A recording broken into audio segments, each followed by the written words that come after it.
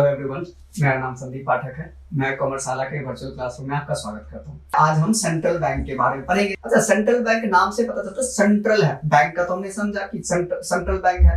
तो central bank क्या है? एक एपेक्स बॉडी है। क्या है एपेक्स बॉडी? उसको बोलते हैं सुप्रीम बॉडी को हम एपेक्स बॉडी बोलते हैं। जैसे सुप्रीम कोर्ट को हम एपेक्स कोर्ट बोलते हैं। एपेक्स मतलब जो टॉप पे बैठा है उसको क्या बोलते हैं? एपेक्स। सबसे टॉप पे जो बैठा है, टॉप पोजीशन एक्वायर करता है, उसको हम बोलते हैं क्या बोलते हैं? सुप्रीम बॉडी या एपेक्स बॉडी आप बोल सकते हैं। अच्छा, ये क्या करता है? ये बहुत सारे फंक्शन, वैसे हम फंक्शन देंगे तब समझेंगे। तो बेसिकली क्या करता है? कंट्रोल करता है। जितने भी मॉनेटरी और बैंकिंग सिस्टम है उसको कंट्रोल करना, उनको रेगुलेट करना, उनको डायरेक्ट करना। कैसे कंट्रोल करता है, कैसे रेगुलेट करता है, कैसे डायरेक्ट करता है, ये तो हम फंक्शन जब देखेंगे उसमें देखेंगे। ये पूरा बैंकिंग और मॉनेटरी सिस्टम को जो है आपका करता है। और क्या बोलते हैं, जितने भी, अब जैसे ऐसी बात नहीं कि हमारे पास सेंट्रल बैंक है, सारे जो भी फाइनेंशियली डेवलप्ड कंट्रीज हैं, कोई भी कंट्रीज ले लीजिए, उनका कोई ना कोई सेंट्रल बैंक होगा। क्योंकि अगर मान लो फाइनेंशियली डेवलप्ड है तो उनके अंदर, उनके कंट्रीज में फाइनेंशियल इंस्टीट्यूशंस भी होंगे, बैंकिंग इंस्टीट्यूशंस भी होंगे। तो उनको कंट्रोल करना, डायरेक्ट करना, रेगुलेट करना कौन करेगा? उसके लिए एक बॉडी चाहिए ना। वो बॉडी जो है कौन होती है? सेंट्रल बैंक होती है। और क्योंकि इसको गवर्नमेंट का सपोर्ट होता है, गवर्नमेंट के थ्रू चलती है, गवर्नमेंट की एक एजेंसी है, तो लोगों का इस पे ट्रस्ट भी होता है। ठीक है, तो ये सेंट्रल बैंक है। अब एग्जांपल देखिए तो यूएसए में जो है उसको बोलते हैं फेडरल रिजर्व सिस्टम। यूके का जो सेंट्रल बैंक है उसको हम बोलते हैं बैंक ऑफ इंग्लैंड। अब हमारा सेंट्रल बैंक क्या है? हमारा सेंट्रल बैंक का नाम है रिजर्व बैंक ऑफ इंडिया। चलिए अब थोड़ी सी जो है बातें जो है रिजर्व बैंक ऑफ इंडिया के बारे में जानते हैं। तो रिजर्व बैंक ऑफ इंडिया जो एस्टैब्लिश्ड हुआ था एक एक्ट के थ्रू, जिस एक्ट का नाम था RBI act, reserve bank of India act, जो 1934 में पास हुई थी। इसके नाम बोलते हैं आरबीआई एक्ट या reserve bank of India act 1934। लेकिन आरबीआई 1934 में ऑपरेशन में नहीं आया। ऑपरेशन में तब आता जब वो ऑपरेशन में कब आया, एस्टैब्लिश कब हुआ, तो वो उसको ऑपरेशन में आया, काम करना जो चालू किया वो चालू किया 1 अप्रैल 1935। 1 अप्रैल 1935 में वो ऑपरेशन में आया। उसका एक्ट जो पास हुआ, उसको सारे पावर्स, सारे सब कुछ कहां से मिले? 1934 में। अच्छा, ये जो एक्ट जो डेवलप हुआ था, जैसे मैं आपको एक एक्स्ट्रा नॉलेज ले दे रहा हूँ, ये इसका एग्जाम पर्सपेक्टिव से इंपॉर्टेंट नहीं है। ये एक कमीशन बैठी थी उस टाइम पे, उस कमेटी का नाम था हिल्टन यंग कमीशन। उस कमेटी के रिकमेंडेशन पे, उस कमीशन के रिकमेंडेशन पे ये क्या बोलते हैं एस्टैब्लिश हुई थी 1935 से ये ऑपरेशन। अच्छा, ये बहुत इंपॉर्टेंट है कि आरबीआई एक्ट 1934 के एक्ट के, याद रखना, बहुत इंपॉर्टेंट है ऑब्जेक्टिव क्वेश्चन के पर्सपेक्टिव से। ठीक है, कि आपका 1934 में एक्ट पास हुआ था और ये एस्टैब्लिशमेंट कब हुई, ऑपरेशन में कब आई? एस्टैब्लिशमेंट 1935 में, ऑपरेशन में आई 1 अप्रैल, याद रखें फाइनेंशियल ईयर का पहला दिन 1 अप्रैल 1935 से जो है ये ऑपरेशन में आई। जब ये एस्टैब्लिश हुई थी 1935 में, तब ये एक शेयर होल्डर्स कंपनी की तरह हुई थी। क्या हुई थी? शेयर होल्डर्स कंपनी की तरह हुई थी, मतलब प्राइवेटली ओन्ड था, मतलब ये एज अ प्राइवेट एंटिटी थी। क्या थी? प्राइवेट एंटिटी थी। अच्छा, तो अब जो है जब सबसे इंपॉर्टेंट, ये नेशनलाइज हुआ 1949 में।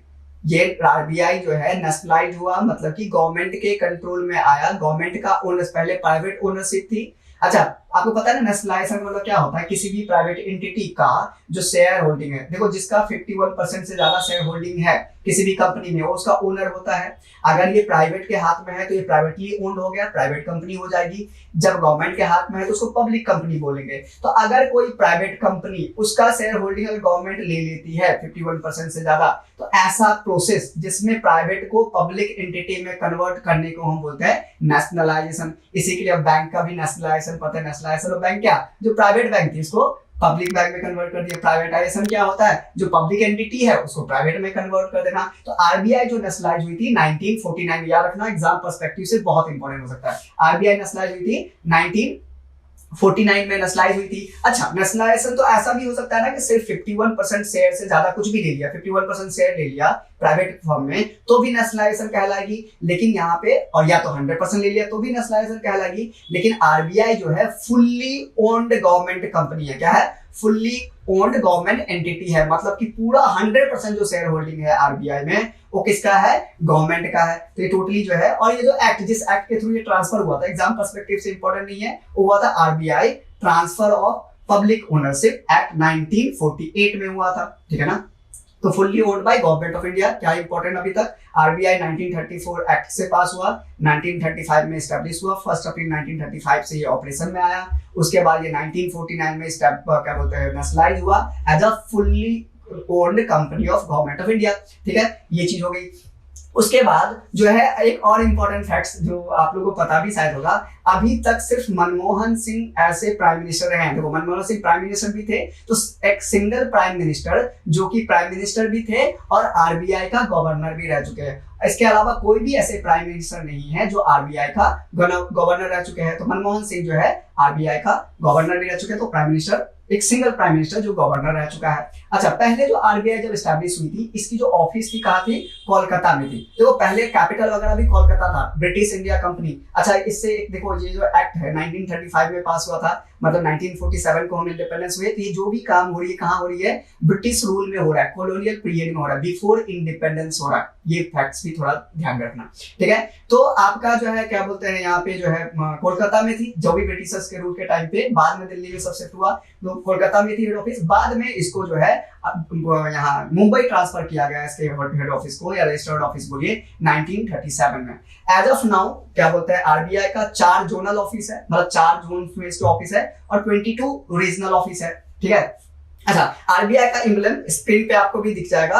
आरबीआई का जो इम्ब्लेम है वो है टाइगर और पाम ट्री से बना हुआ।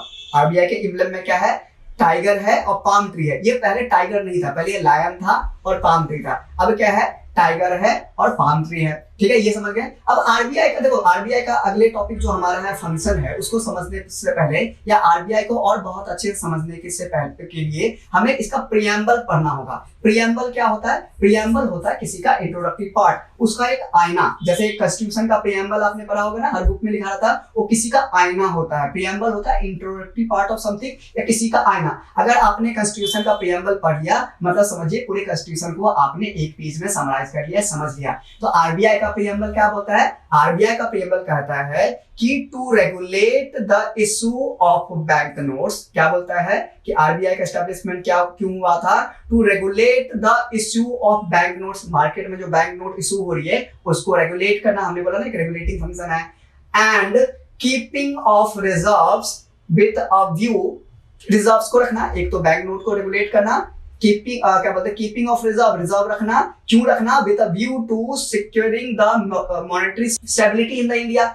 आपका क्यों इसको रेगुलेट, क्योंकि उसको क्यों रिजर्व रखना है, ताकि मॉनेटरी स्टेबिलिटी मेंटेन रहे। अब मान लो आपके पास रिजर्व नहीं हो गया, आपने सारे पैसे खर्च कर दिए, सारे नोट इशू कर दिए, अब अचानक पैसे की जरूरत पड़ी तो, जैसे मान लो आप भी जो है सेविंग मम्मी पापा रखते हैं ना, आप भी रिजर्व रखते हैं ना, कि मान लो अगर कभी इमरजेंसी में कोई जरूरत पड़ी तो आप उससे यूज कर पाएंगे सेविंग से, है ना। तो इसी के लिए जो है जैसे बाकी आप लोग रिजर्व रखते हैं, ऐसे ही आरबीआई भी रखती है। क्या रखा, to regulate the issue of bank notes and keeping of reserve with a view to securing the monetary stability in India, ठीक है। and to generally to operate the क्या बोलते हैं आपका currency and credit system of the country to its advantage, अपने फायदे में जो कंट्री का जो करेंसी सिस्टम है उसको ऑपरेट करना, करेंसी का जो क्रेडिट सिस्टम उसको ऑपरेट करना। अभी हम फंक्शन में पढ़ेंगे आरबीआई का एक मॉनेटरी पॉलिसी जिसको क्रेडिट कंट्रोल बोलते हैं, करेंसी को रेगुलेट कंट्रोल करना, उसका सप्लाई को रेगुलेट करना, सीआरआर एसएलआर वगैरह के थ्रू, ये सारी चीजें हम देखेंगे। तो प्रियम्बल को एक बार देखते हैं पूरा।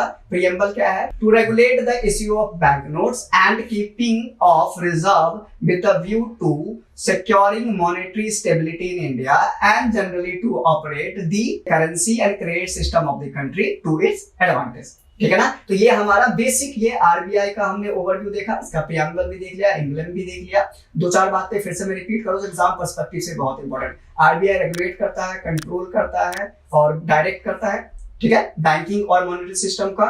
टॉप पोजीशन एक्वायर करता है, इसको अपेक्स बॉडी या सुप्रीम बॉडी बोलते हैं। आरबीआई 1934 एक्ट के थ्रू स्टैब्लिश हुआ था और 1935 में स्टैब्लिश हुआ था।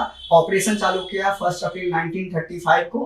1949 में ये क्या बोलते हैं नेशनलाइज हुआ, ठीक है। आगे हम क्या बोलते हैं लेक्चर में इसके फंक्शंस को देखेंगे। फिलहाल तब तक के लिए थैंक यू, मिलते हैं अगले क्लास में।